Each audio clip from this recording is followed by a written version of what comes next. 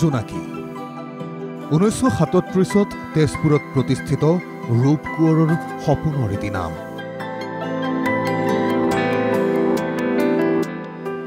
জোনাকী শোণিতপুৰৰ স্বাভিমানৰ নাম। জোনাকী অসমক গৰ্বিত কৰা এক সুকীয়া শিৰোনাম।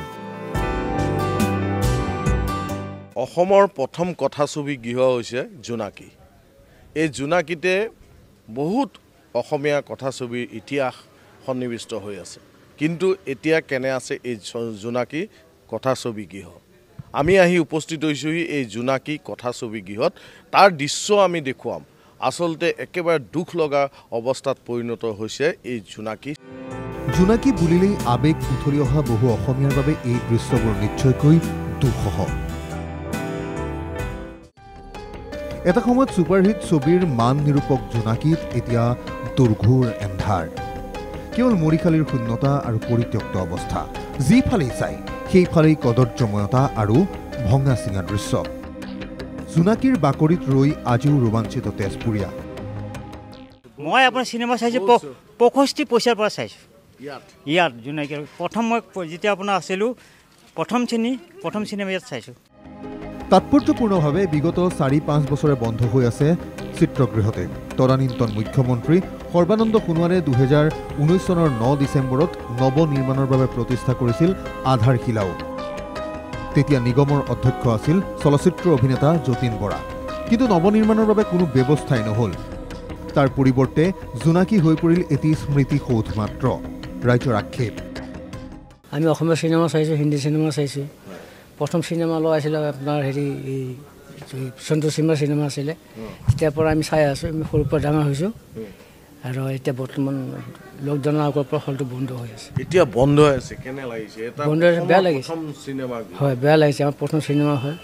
কিন্তু কথা হ'ল কি, এইটো বনাম বুলি কৈছে, ভাঙিছে, বনোৱা নাই, এনেকৈ চলি আছে আৰু এতিয়া পৰি আছে। আজি বহুত বছৰ হ'ল হৈ গ'ল। কোভিডৰ বাবে স্থবিৰ হৈ পৰিছিল জনজীৱন। স্থবিৰতা শেষ হোৱাৰ পাছত অসম ৰাজ্যিক চলচ্চিত্ৰ বিত্ত আৰু উন্নয়ন নিগমৰ অধ্যক্ষ সীমান্ত শেখৰে 2022 14 জুলাইত পৰিদৰ্শন কৰিছিল জোনাকী।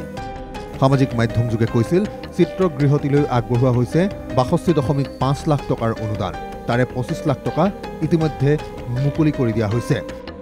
তাৰ প্ৰায় এটা বছৰৰ পাছত পুনৰ জোনাকী প্ৰসংগত 2023 2 জুলাইত অধ্যক্ষজনে উল্লেখ কৰিছিল, জোনাকীৰ মালিকীস্বত্ব ৰূপ কোঁৱৰৰ পৰিয়ালৰ হাততে আছে।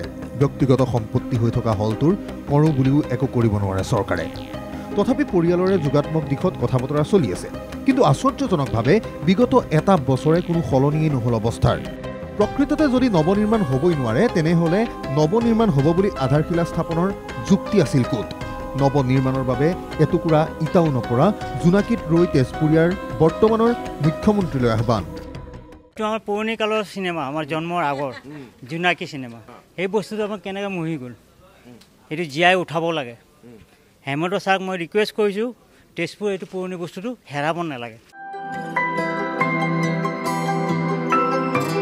সজাই তোলাটো দূৰৈ কথা, ইয়াক ভালকৈ ৰখাও হোৱা নাই। গতিকে আমিও অনুৰোধ জনাইছোঁ NKTV তৰফৰ পৰা যে অসমৰ প্ৰথমটো কথাছবি গৃহ জোনাকী নতুনকৈ সজাই পৰাই তোলা হওক, আকৌ পুনৰ সেই আগৰ দিন ঘূৰি আহক, ইয়াত চিনেমা হওক আৰু চিনেমা চাবলৈ যাতে মানুহ আহে, তাৰ বাবে আমি অনুৰোধ জনাইছোঁ অসম চৰকাৰক।